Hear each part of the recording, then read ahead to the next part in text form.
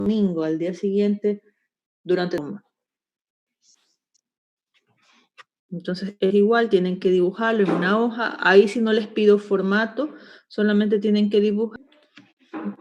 Entonces ya habíamos hablado que en el primer parcial íbamos a ver micosis superficiales. A partir de este segundo parcial vamos a ver lo que son micosis profundas. Ya no estamos estudiando micosis superficiales, son solamente micosis profundas y empezamos con las micosis subcutáneas, ¿sí? Entonces lo que vamos a ver ahorita, ya segundo parcial, es micosis subcutáneas.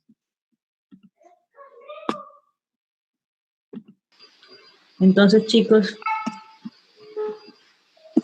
vamos a empezar.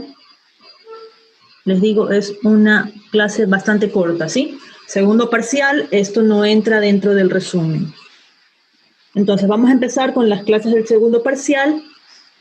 Perdón, chicos. De micetoma. Ya en el primer parcial vimos todo lo que corresponde a micosis super. Es una clase pregrabada, ¿sí? Entonces, esto para ustedes, como si lo estamos, no estamos ya dentro de la semana de examen, esto sí va a entrar en el resumen, ¿sí? Ahí en el audio se dice que no, pero esto a ustedes sí, al grupo 10 sí, porque estamos ya fuera de la semana de exámenes, porque con ustedes no lo vimos la semana pasada. Superficiales, eso es lo que estudiamos en el primer parcial, las tiñas, la odermatofitosis, las piedras blancas, piedra negra, tiña negra palmar, y ahora vamos a hablar empezando de las micosis no superficiales, sino las micosis profundas, y vamos a empezar con las micosis subcutáneas. Dentro de estas vamos a empezar con el micetoma. Entonces aquí tienen un ejemplo de las micosis subcutáneas que vamos a ver. Micetoma, esporotricosis, cromomicosis, renosporidiosis y lobomicosis son las que vamos a ver empezando el segundo parcial. Y vamos a hablar específicamente de micetoma, también conocido como pie de madura o maduromicosis. El micetoma tiene una definición básica, típica, o sea, ¿por qué es así? Porque tiene siempre esas características. Cuando decimos que un paciente tiene micetoma, tiene que tener todos esos elementos que comprenden la definición de micetoma. Entonces, ¿cómo se define un micetoma? Como un síndrome, o sea, que es el conjunto de signos y síntomas, anatomoclínico, inflamatorio, o sea, es un proceso inflamatorio crónico, no es algo agudo, es crónico de larga evolución, constituido por un aumento de volumen, o sea, hay un agrandamiento, hay deformación, presencia de lesiones nodulares, o sea, que hay nódulos, fistulizadas, lesiones nodulares fistulizadas, o sea, hay fístulas, y drena un exudado que contiene un elemento que se llama granos. Ya vamos a ver más adelante qué son los granos y está causado por hongos filamentosos o por actinomicetos. Los hongos filamentosos, cuando el micetoma está causado por hongos filamentosos se llama eumicetoma, y cuando está causado por actinomicetos, los actinomicetos son bacterias gram positivas, se denomina actinomicetoma. Entonces ya por ahí sabemos que el micetoma no lo puede causar únicamente los hongos, sino que también lo pueden causar las bacterias. ¿Qué tipo de bacterias? Los actinomicetos. Pero en general se le llama micetoma. Y ya habíamos visto en el primer parcial el pseudomicetoma, que estaba causado por los dermatofitos, que el paciente que tenía que tener una predisposición para padecer el pseudomicetoma, y se llamaba pseudo porque no estaba causado por estos hongos filamentosos ni por actinomicetos. Entonces, ¿cuáles son los agentes etiológicos involucrados en el micetoma? Depende si es un actinomicetoma o si es un eumicetoma.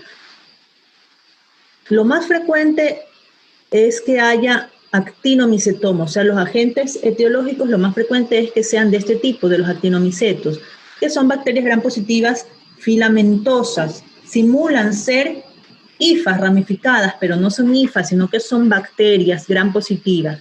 A la cabeza de esto está Nocardia, y de esto la especie Nocardia brasiliensis, cuya prevalencia es aproximadamente del 85% de los casos de micetoma. O sea, lo más frecuente que el agente etiológico es Nocardia brasiliensis. Otras especies que pueden causar micetoma están Nocardia esteroides, Nocardia mexicana Le sigue Actinomadura, dentro de esta es la especie Madurae, Actinomadura madurae, y Streptomyces, sobre todo Streptomyces somaliensis, que es propio de una región del África, de Somalia, de estos países del África. Y cuando está causado por hongos filamentosos, estos pueden ser de dos tipos, hongos negros, o sea, hongos pigmentados, y hongos blancos. Cuando está causado por hongos negros, tenemos a la cabeza Madurella mycetomatis y Madurella gricia.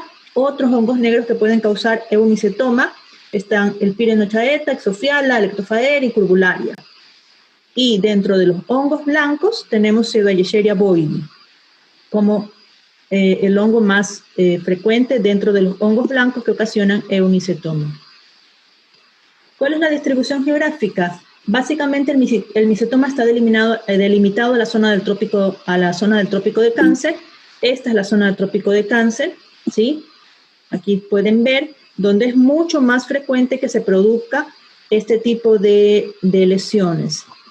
Sin embargo, ¿cuáles son las características de esas regiones? Tienen típicamente un clima tropical o subtropical, donde la precipitación está entre, la precipitación pluvial, o sea, la lluvia está entre 500 y 1000 milímetros anuales, y la temperatura ronda entre los 10 y 20 grados centígrados. O sea, es un clima que ronda entre los 10 y 20 grados centígrados y puede subir hasta 20 o 40, que tienen típicamente esas variantes de temperatura. O sea, es un clima tropical, caliente, se puede decir, con pluviosidad, que tiene una humedad más o menos elevada. Típicamente enocardias viven en aquellas zonas donde la precipitación pluvial es mayor, entre 500 a 2000 milímetros por año, mientras que Actinomadura vive y se ve en aquellas regiones en donde la precipitación pluvial, o sea, la cantidad de lluvias es un poco menor, hasta 500 milímetros cúbicos por año. ¿Cuáles son las regiones que tienen mayor prevalencia del micetoma? En África está en Sudán, Somalia, Senegal, Nigeria. En Asia, sobre todo, se ve en la India. Y en América, países como México, Venezuela, Colombia, Brasil, Argentina, Guatemala, El Salvador. En el Ecuador también hay casos de micetoma, ¿sí? Pero sobre todo, como les refería, el micetoma está limitado o es más prevalente a esta zona que se conoce como el trópico de Cáncer, que es esta franja, los países que están dentro de esta franja, ¿sí? ¿Cómo se infecta una persona con los hongos o las bacterias que causan el micetoma? Primero, tiene que haber algún tipo de traumatismo cutáneo. Tiene que haber una ruptura de la barrera cutánea. No es que simplemente, como en el caso de las dermatofitosis, el hongo tiene contacto con la piel e inmediatamente te puedes infectar. El micetoma no, y todas las micosis subcutáneas es el mismo mecanismo de infección, la misma forma de infección. Tiene que haber un traumatismo cutáneo, o sea, en el sitio donde entra el hongo tiene que haber una herida. Puede ser un microtraumatismo que ni siquiera se llega a ver, como es el ocasionado por cuando te introduces una espina de una planta, una astilla de madera, un golpecito de una piedra que deja una ligera herida, mordeduras, picaduras, ¿sí? Entonces, para que entre el microorganismo que causa el micetoma, tiene que haber algún traumatismo por cualquier elemento causante, y tienes que tener contacto con el hábitat del hongo. ¿Dónde vive el hongo? Puede vivir en la tierra, en el suelo, en detritos vegetales, o sea, en las plantas, o en restos vegetales. Entonces, no es solamente el traumatismo, sino que tengas contacto con el hábitat de los microorganismos. Si es una mordedura, bueno, pues te mordió algún animal y adicionalmente tuviste contacto en esa lesión con el microorganismo. Es mucho más prevalente en el sexo masculino, en una proporción de 4:1 sobre el sexo femenino. Se cree que los estrógenos, las hormonas femeninas, protegen contra el microorganismo, contra el micetoma. Es mucho más frecuente en la población económicamente activa. Estamos hablando de adultos entre los 30 y los 50 años de edad, ¿sí? Y está más relacionado con aquellas ocupaciones o profesiones que tienen que ver con el trabajo con la tierra, con las plantas, como son los campesinos, los obreros, los mecánicos, las amas de casa en zonas rurales, o personas que trabajan en condiciones rudimentarias. También, por ejemplo, los leñadores, ¿sí? El periodo de incubación, para que se empiece a producir después de la infección, el periodo de incubación es muy variable, puede ser de meses hasta que aparezcan las primeras lesiones hasta años. Y esto va a depender del tamaño del inóculo, de la virulencia del microorganismo y del estado inmunitario del paciente. Entonces volvemos a la patogenia. ¿Dónde viven los microorganismos causantes del micetoma? Son saprófitos en la naturaleza, viven en el suelo, en los vegetales, en las espinas y penetran a la piel a través de las rupturas de la barrera cutánea. Como a través de una espina, de una astilla, de una piedra, de una picadura, de animales que estén contaminados con tierra, y se produce el periodo de incubación que puede ser de meses a años.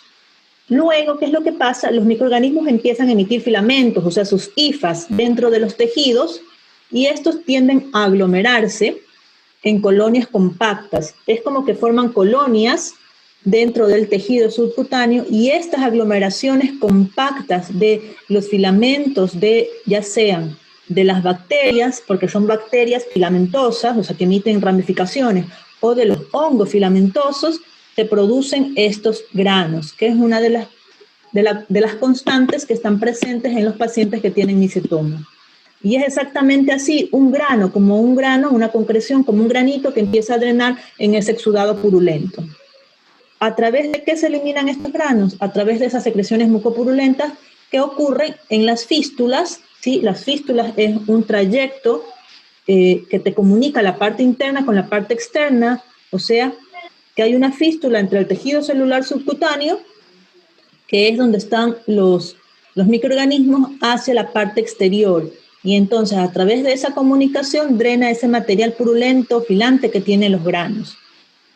¿Qué pasa con el micetoma? Que es una enfermedad muy crónica que se extiende continuamente, paulatinamente, o sea, de poco a poco, estamos hablando de meses, años, por contigüidad. ¿Qué quiere decir esto? O sea que las zonas cercanas por donde se introdujo el microorganismo van a verse afectadas. Entonces, como es una enfermedad crónica, va afectando el tejido celular subcutáneo, luego después de esto puede afectar el tejido muscular, el tejido conjuntivo y puede llegar hasta el tejido óseo. Pero como les refiero, esto se hace por contigüidad y de manera crónica. Los organismos que causan el micetoma no tienden a diseminarse por vía hematógena, y típicamente los granos, o sea, estas colonias filamentosas de los microorganismos, no son fagocitables. ¿Qué quiere decir eso? Que la respuesta inmune innata no puede actuar porque no lo puede fagocitar. Los polimorfonucleares no pueden fagocitar estos granos. ¿Cuáles son los aspectos clínicos? Afecta principalmente los miembros inferiores, el 70% de los casos ocurren en los miembros inferiores, en el pie ocurren el 50% de los casos, de los miembros inferiores lo más común es que aparezca en el pie, de ahí en espalda, nuca, un mínimo porcentaje ocurre en los miembros superiores y generalmente tiende a ser unilateral y simétrico. Es indoloro al principio, aquí estamos viendo las lesiones, ¿sí? Estas son las lesiones, como ustedes les refería, sobre todo en los miembros inferiores, sobre todo en los pies, y dentro de la definición hay aumento de volumen, aquí estamos viendo que hay un ensanchamiento, deformación del sitio, hay fístulas, hay nódulos, aquí estamos viendo los nódulos, fístulas del cual drena material purulento que contiene los granos. Esta es una imagen de un micetoma. Generalmente les refiero que es unilateral, es asimétrico, o sea, un solo lado afectado, es indoloro al inicio, puede haber ligero prurito cuando se van a abrir las fístulas, y cuando ya avanzado hasta la parte ósea pueden haber lesiones osteolíticas, o sea, lesiones en las cuales haya destrucción del hueso, y es ahí cuando ya hay dolor, porque se está destruyendo el hueso. Pero en los primeros estadios no es común que haya dolor. Entonces, las características son aumento de volumen, deformación de la región, lesiones nodulares fistulizadas, puede haber un anillo convexo o deprimido, un exudado filante, seropurulento con granos microscópicos, o pueden ser granos visibles. Es una patología crónica que se extiende por contigüidad, puede afectar la aponeurosis, puede alcanzar el músculo, el hueso y otras estructuras anexas. Si ya el micetoma es demasiado profundo y ya causó lesiones osteolíticas, o sea, destruyó el hueso, puede alcanzar a las vísceras, ¿sí? Por ejemplo, si es una lesión en el tórax del micetoma, tranquilamente puede llegar hasta el pulmón, ¿sí? ¿Cuáles son los organismos que son más osteofílicos? O sea, que tienen mayor afinidad para ir a buscar el hueso. Dentro de estos tenemos Nocardia brasiliensis, Actinomadura madurae y Madurella mycetomatis. De acuerdo al pronóstico, los que tienen mejor pronóstico son aquellas que no tienen lesiones osteolíticas, o sea, en los cuales no hay destrucción del hueso, por ejemplo. Esos son los que tienen mejor pronóstico. De acuerdo a la topografía clínica, aquellas lesiones que se encuentran en la espalda o en el cráneo son las que tienen peor pronóstico. ¿Por qué? Porque en estas zonas el hueso, el tamaño del hueso es mucho menor y pueden, y no hay ni mucho tejido muscular ni mucho tejido celular subcutáneo, por lo tanto pueden llegar más fácilmente a los órganos internos. Los de peor pronóstico, si comprometen órganos, las vísceras, por ejemplo, pulmón, si empiezan a comprometer nervios, cerebro, esto es obviamente de peor pronóstico. Y generalmente los microorganismos que tienen mal pronóstico porque no responden bien al tratamiento son Actinomadura madurae y Streptomyces somaliensis. Esos son los que tienen peor pronóstico. Entonces aquí vemos las imágenes y volvemos a, les vuelvo a repetir, ¿no? La definición del micetoma como aumento de volumen, deformidad, presencia de nódulos, aquí estamos viendo los nódulos, presencia de fístulas, ya cuando estas fístulas se abren, drena un exudado purulento que contiene los granos. Pueden ser pruriginosas cuando las fístulas, por ejemplo, estas son nódulos que van a producir fístulas. Cuando las fístulas se van a abrir, solamente allí hay prurito, o sea que les pica a los pacientes. Y si no, no hay. Unilaterales, asimétricos, generalmente los pies son los más afectados. Esto en cuanto al cuadro clínico. ¿Cómo se hace el diagnóstico del micetoma? Se utilizan 3 metodologías: el examen directo, el cultivo y la biopsia. ¿Qué es lo que se observa en la biopsia? O sea, se extrae una parte del tejido, y se hace análisis histopatológico. ¿Qué es lo que se va a observar? Hiperplasia pseudoepiteliomatosa y microaccesos con los granos en la zona del centro de la dermis. Pero bueno, eso no nos interesa a nosotros. Lo que nos interesa es ver la parte de la micología, qué es lo que vamos a encontrar. ¿Cómo se toma la muestra? ¿Qué es lo que yo voy a tomar? Primero tengo que seleccionar una fístula activa. ¿Cómo sé que es una fístula activa? Aquella que está drenando exudado purulento. ¿O cómo sé que se va a activar? Porque el paciente refiere que tiene prurito, o sea, una fístula antes de que se active y empiece a drenar, el paciente refiere que hay prurito, que le pica. Entonces, si la fístula está activa, yo puedo aspirar con una jeringuilla pequeña el exudado. Y si la fístula está cerrada, yo puedo abrir esa fístula, abrir ese nódulo con una aguja de disección, o sea, con un bisturí puedo cortar y tomar el exudado purulento. Entonces tengo que tomar las muestras del exudado purulento, que es el que va a contener los granos.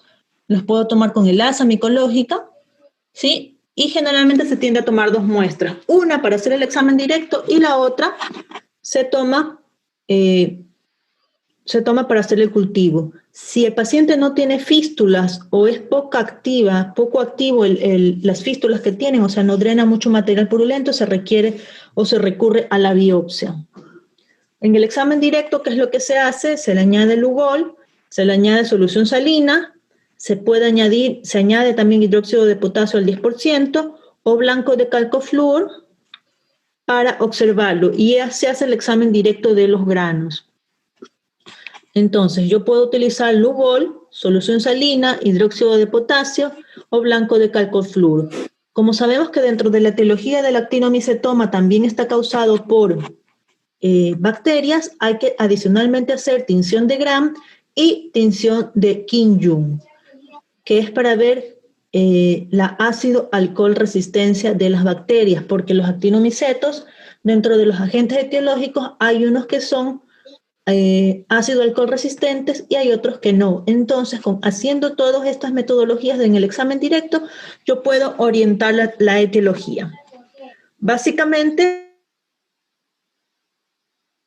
nocardia, y esto lo vamos a ver más adelante, nocardia, actinomadura pelletiera, actinomadura madurae, Streptomyces somaliensis, dan granos pequeños que no son visibles. Actina madura da granos un poco más grandes, de 1 a 5 milímetros, pero ya observando el grano, el aspecto del grano, el color, ya podemos orientar el diagnóstico. Eso desde el punto de vista macroscópico. Y microscópico, que también lo vamos a ver más adelante, esto es lo que se observa, que los granos pueden tener distinta morfología, lo cual orienta el diagnóstico. Y dentro del cultivo, también vamos a ver en la parte de micología, bueno, pues los agentes etiológicos son muy variables, ¿sí? Y es importante hacer el diagnóstico por cultivo, ¿por qué? Porque así vamos a saber el agente etiológico involucrado, y eso tiene que ver con el pronóstico de la lesión del paciente, o sea, si se va a curar o no se va a curar.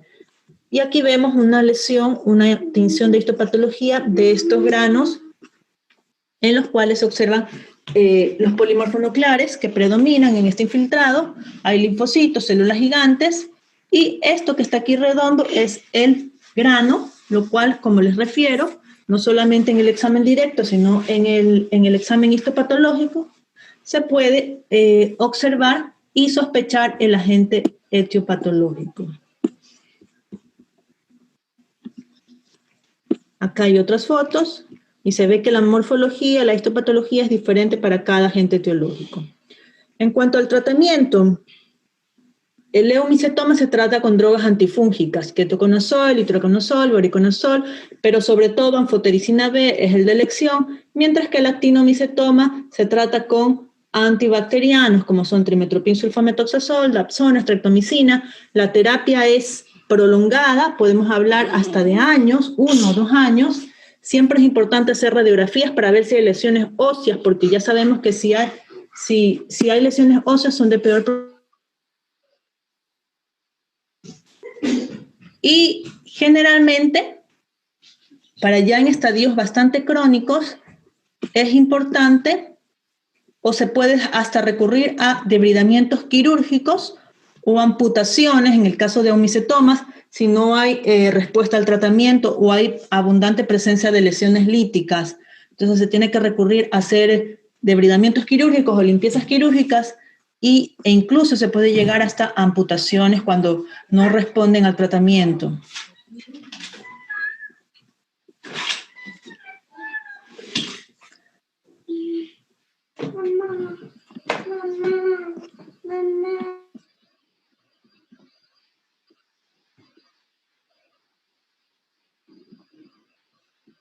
Ok, chicos, preguntas.